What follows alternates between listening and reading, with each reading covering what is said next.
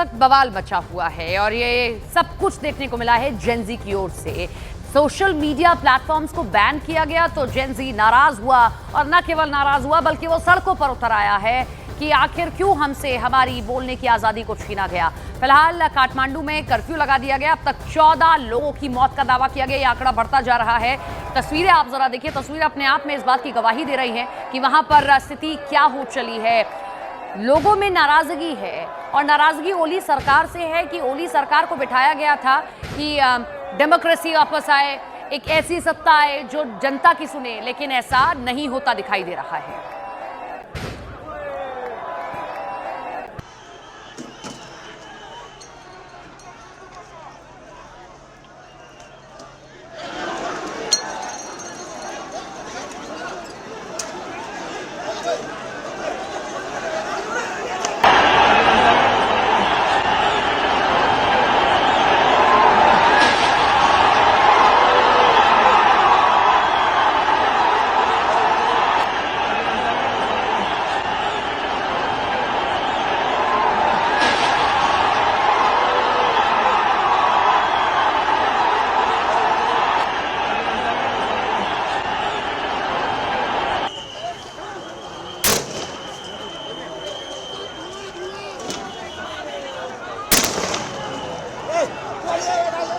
हम ये आपको एक नक्शा भी दिखा रहे हैं कि फिलहाल भौगोलिक स्थिति क्या है।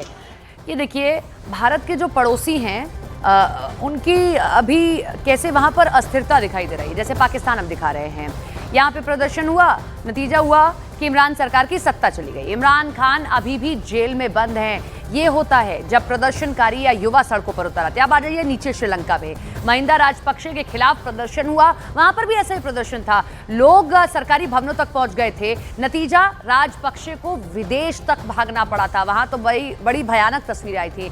यहाँ शेख हसीना बांग्लादेश से ताल्लुकात रखती हैं, यहाँ भी भयानक प्रदर्शन हुए।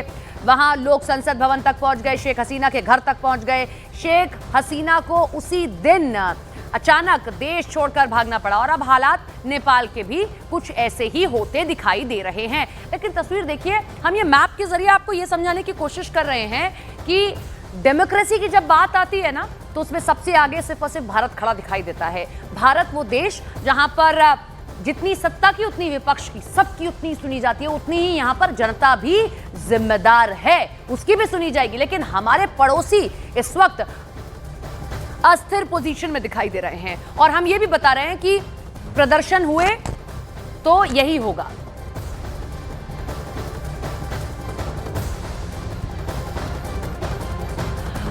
हमारे साथ आनंद नरसिम्हन जी जुड़ रहे हैं, उनका रुक लेते हैं। न्यूज रूम से हमारे सहयोगी जुड़े हुए हैं। आनंद जी, कैसे देख रहे हैं आप इस तस्वीर को? जब हम मैप दिखा रहे थे तो ये दिखा रहे थे कि पूरा देख लीजिए आप, हमारे पड़ोसियों को सब अस्थिर हैं। डेमोक्रेसी के नाम पर सिर्फ भारत एक खड़ा दिखाई दे रहा है।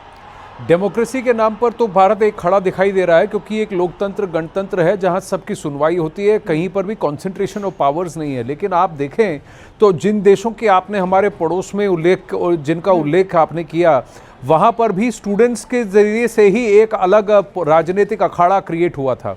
अगर आप देखें तो सब जगह युवा को ही मोबिलाइज किया गया। कैसे मोबिलाइज किया गया? सोशल मीडिया प्लेटफॉर्म्स के जरिए मोबिलाइज किया गया। किसके खिलाफ मोबिलाइज किया गया? एग्जिस्टिंग जो भी उस वक्त की लीडरशिप थी उसके खिलाफ मोबिलाइज किया। क्या इतना बड़ा मोबिलाइजेशन श्रीलंका जैसे देश में, पाकिस्तान जैसे देश में, बांग्लादेश जैसे देश में या जैसे नेपाल में हो रहा है, बिना किसी डीप स्टेट के इन्वॉल्वमेंट या कोई बहुत बड़ी इन्वॉल्वमेंट के? क्या ये हो सकता है?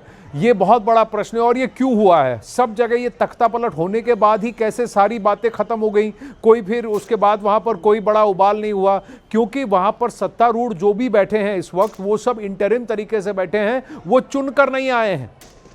और अगर चुन के आए होते तो क्या उनको इस तरीके का मैंडेट मिला होता जिस तरीके का मैंडेट अभी मिला है? बांग्लादेश में देखिए इंटरिम सरकार है। शहबाज शरीफ जिस इलेक्शन से आए हैं, आज देखिए वहां पर फील्ड मार्शल आसिम मुनीर और मिलिट्री कंट्रोल कर रही है। पाकिस्तान में तो वहां भी लोकतंत्र नहीं है। इंटरिम एडवाइजर मोहम्मद यूनुस बांग्लादेश में बैठे हैं, तो वहां पर भी चुनाव नहीं हुए हैं, लोकतंत्र नहीं है। अफगानिस्तान पर तालिबान काबिज है, वहां पर भी लोकतंत्र नहीं है। जो रूढ़ी सत्तारूढ़ थी वो उसको भगा दिया गया, वहां पर आर्म्स को यूज किया गया। लेकिन सब जगह जो उबाल बना, जो बवाल उठा, वो सब सोशल मीडिया के जरिए धीरे धीरे धीरे युवा के मन में इसको भड़काकर धीरे धीरे हर चीज को एम्पलीफाई करके आगे किया गया। तो इस पर 2-3 पहलू व्यूअर्स को हमको सोचने की आवश्यकता है। एक, क्या ये सोशल मीडिया कंपनीज आज इतनी ताकतवर हो गई हैं कि किसी भी देश के अंदर तख्ता पलट करती हैं?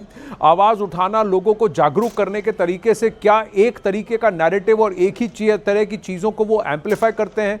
बाइडेन वर्सेस ट्रंप में भी हमने देखा कि जब तक कमला हैरिस वीपी होने की दावेदार थी या प्रधानमंत्री पद के राष्ट्रपति पद की दावेदार नहीं थी, तब तक कमला हैरिस के कार्य गलत बयानी होती थी। जैसे ही बाइडेन ने पीछे हो गए और कमला हैरिस का नाम आगे हुआ, रातों रात सोशल मीडिया प्लेटफॉर्म्स पर कमला हैरिस के खिलाफ कोई भी नेगेटिव बात गायब हो गई। कैसे गायब हो गई? ये प्रश्न है, ये सोचने की आवश्यकता है। नेपाल में भी जिस तरीके के प्रोटेस्ट हो रहे हैं, नेपाल सरकार का कहना है कि जानबूझकर जनता को, लोगों को उकसाया गया, टीचर्स को उकसाया गया, जैसे बांग्लादेश में उकसाया गया। ये किसने उकसाया, क्यों उकसाया और इनके पास क्या मैकेनिज्म थे जिस तरह से इन्होंने उकसाया, ये हम सबको सोचने की आवश्यकता है कि क्या ऐसी ही साजिश भारत में भी रची जा सकती है। दूसरी बात कि ये प्लेटफॉर्म्स वो हैं जहां जनता अपनी बात रख सकती है और अगर जनता की आवाज को दबाया जाए तो फिर विरोध प्रदर्शन तो बनता है, इनकलाब तो बनता है, लेकिन किस मुद्दे पर और हिंसा क्यों? क्या जानबूझकर तख्ता पलट को ऑर्केस्ट्रेट करने की कोशिश की जा रही है? यह बहुत बड़ा प्रश्न है। देखिए, इमरान खान तो चुने हुए प्रधानमंत्री थे, तो फिर उनका तख्ता पलट क्यों हुआ? किस डिजाइन से किया और किसने करवाया? क्यों? क्या इमरान खान की बड़बोली किसी को पसंद नहीं आई, या उनकी जो रणनीति थी वो कुछ लोगों को समझ में ठीक नहीं लगी जिसकी वजह से उनका तख्ता पलट हुआ? ये प्रश्न उठते हैं। अगर आप इधर देखें, श्रीलंका में देखें, तो श्रीलंका में जो चुने हुए जो राष्ट्रपति थे वो क्या इतने अनपॉपुलर हो गए कि उनको अपना देश छोड़कर ही भागना पड़ा महिंदा राजपक्सा को? अभी जो सरकार है वो कौन है और किसके इशारे पर वहां पर इस वक्त काबिज है? मोहम्मद यूनुस खुद बांग्लादेश के सिटीजन नहीं है, वो तो अमेरिकी सिटीजन है। आप बांग्लादेश के इंटरिम एडवाइजर बनकर कैसे बैठे हैं 80 की उम्र में? ये बहुत सारे प्रश्न उठते हैं। और नेपाल में भी क्या केपी शर्मा ओली के खिलाफ इस तरीके की एक साजिश रची जा रही है कि उनको वहां से हटाना है? ये एक पहलू है। दूसरा पहलू यह है कि जनता नाराज है, जनता को लगता है कि हो गया, जो ये सरकार हमारा देश नहीं चला सकती, हमें बदलाव चाहिए।